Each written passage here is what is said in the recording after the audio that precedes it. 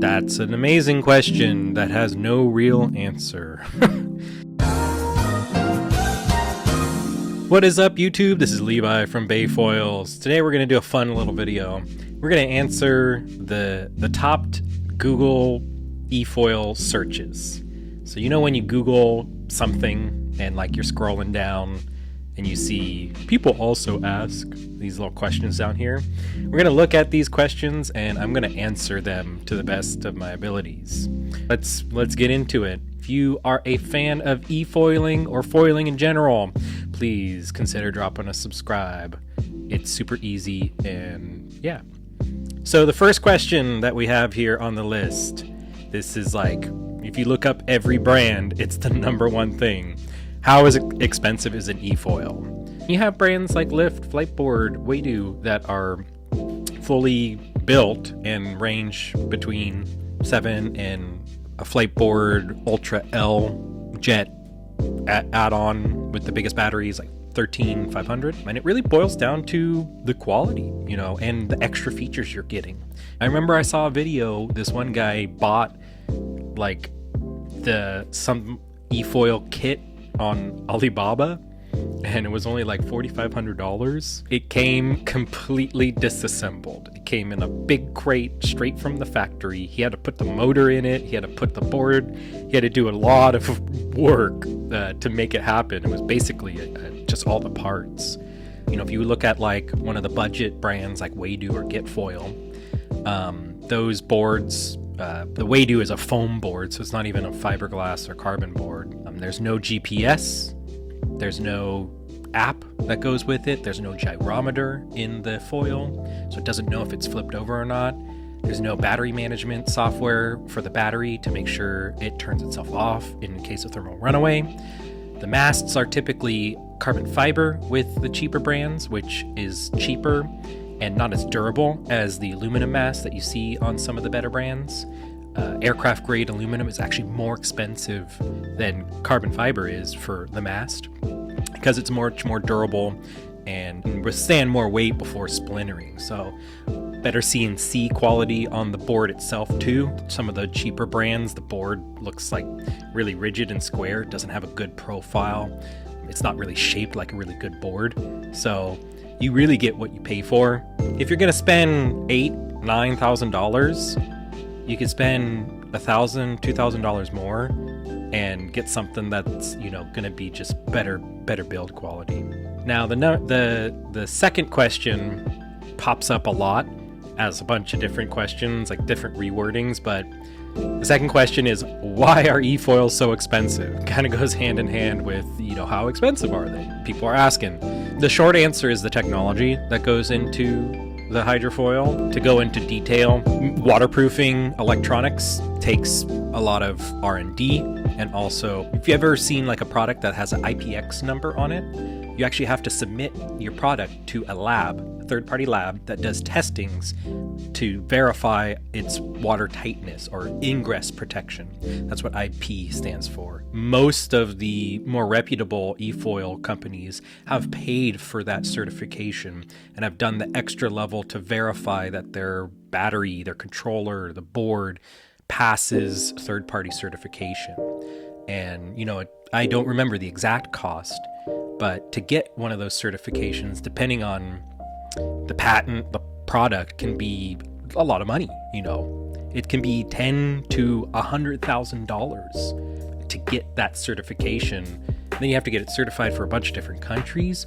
So that waterproofing, just the waterproof IP rating, that adds a lot of money in your R&D costs. And then you also have other things like patent regulation.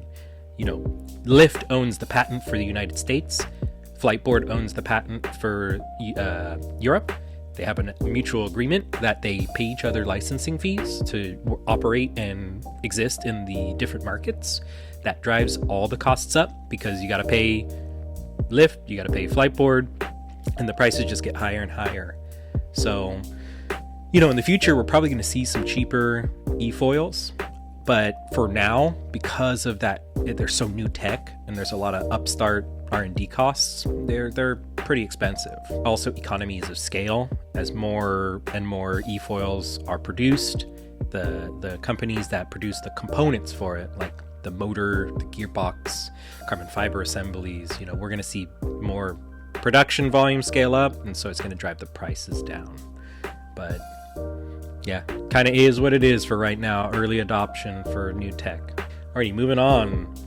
This one was an interesting one, but also, you know, if you are new to foils, period, you've never even seen a foil board, this question makes sense. What's the difference between a hydrofoil board and an efoil board? Good question. One has a motor, one does not. So, you know, there are hydrofoil boards, hydrofoil surfboards or wingboards or SUP that do not have a motor. You have some other form of propulsion, whether it's a paddle, whether you're using wave or wind energy. Alrighty, next question. How fast is an efoil? That is a good question. Depending on the brand, you know, you can get speeds. I believe the top, like, upper threshold record right now is like 55, 56 kilometers an hour, which is pretty fast. But, you know, not everybody rides breakneck speed like that. Your average rider is probably going between 15 and 25. You know, especially a beginner, you're going to be on a much bigger wing, so you're going to be able to ride much slower. Plus, it's really not as fun. Like, when you're going so fast, wiping out hurts. Like, it just doesn't feel good. It's more fun riding slower, carving harder, at least in my opinion anyways. But that's the cool thing about efoils. If you want to ride slow, you can. If you want to ride fast, you can. You can tune your set for how you want to ride and have fun like that. But on average, 15 to 25 is where we're kind of sitting at. Next question, is riding an efoil hard? That's a great question. I literally tell people I train, it's not hard, it's just different. Quote. Like, I'm gonna put that in the thumbnail. It's not hard, just different. It's really true. It's really easy. It's just unlike anything else out there. It's unlike surfing, it's unlike skateboarding, it's not like snowboarding. It has elements of all of those sports, but on its own, it's a totally different sensation. It requires totally different body mechanics. They're not difficult body mechanics. In my opinion, skateboarding and snowboarding is much more challenging. Surfing, you need a lot of other skills other than the body mechanics. Same with snowboarding, wakeboarding. That stuff is all much harder than the efoil. Most people figure it out in a couple of hours. You know, if you take 1 or 2 lessons, you'll be able to figure out how to pitch it, turn, no problem. And then after that, you can start, you know, pushing the limits, going harder, doing tricks, riding faster. It's really easy. Next question. How long does an efoil board last? That's an amazing question that has no real answer. Unfortunately, there's a lot of factors that determine how long you're gonna get, like how many minutes you get out of a battery. You know, the manufacturers try to advertise up to 2.5 hours ride time. But in practice, you're always gonna get less than what they advertise, unless if you are riding, you know, the biggest wing with the slowest speed in a lake with no waves, no wind, and we're not falling. So, but in practice, most beginners are crashing more than often, and that really sucks a lot of your power. Also, if you ride in freshwater, you have to go a little bit faster because it's less dense than salt water. If there's current, like you're going against, river or waves, that also slows you down. If there's wind, that slows you down. There's a lot of factors out there that cause you to use more power out of the battery. And then also just your ride style. If you ride fast, you're going to drain the battery faster. That's just how it works. If you're max speed, just cranking it, you're going to drain your battery considerably faster than somebody riding really slow. Fliteboard does have a calculator on their website where you can calculate your ride time based on your weight, how your experience level, etc. It tends to be kind of accurate, you know, more accurate than not, but it's not perfect. My biggest recommendation is not to worry about it. Once you start focusing on maximizing your fun and really enjoying your ride and dialing your ride in, not to get the most amount of time on the water, but having the most amount of stoke, like making the ride feel good, that's more important. Using the big wing and riding really slow is not really thrilling for me, and I don't have as much fun as if I use a wing that's more aggressive and ride a little faster. Once you kind of stop caring about maximizing your battery life, you can start maximizing your fun. But that's just my hot take. Alrighty, next question. Is a hydrofoil harder than surfing? That is an excellent question that I kinda already answered. No, absolutely not. So some people think hydrofoiling is more challenging because, depending on the discipline, adding a foil is much more challenging. But it really depends on what kind of hydrofoiling we're doing. If we're talking about efoiling, absolutely not.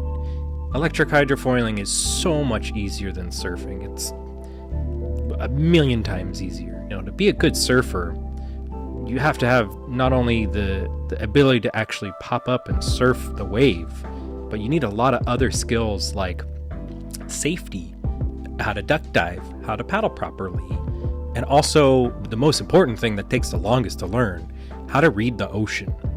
Reading waves is definitely an acquired skill that takes a lot of time in the water, and you can be a technically proficient surfer and still be bad at reading waves. I know a lot of surfers like this that they're competent surfers, good surfers even, but they don't have that read the wave kind of ability. But there's a lot more skills like that aren't surfing the board, riding the board, but other skills that you need. Where with efoiling, you don't need any of that.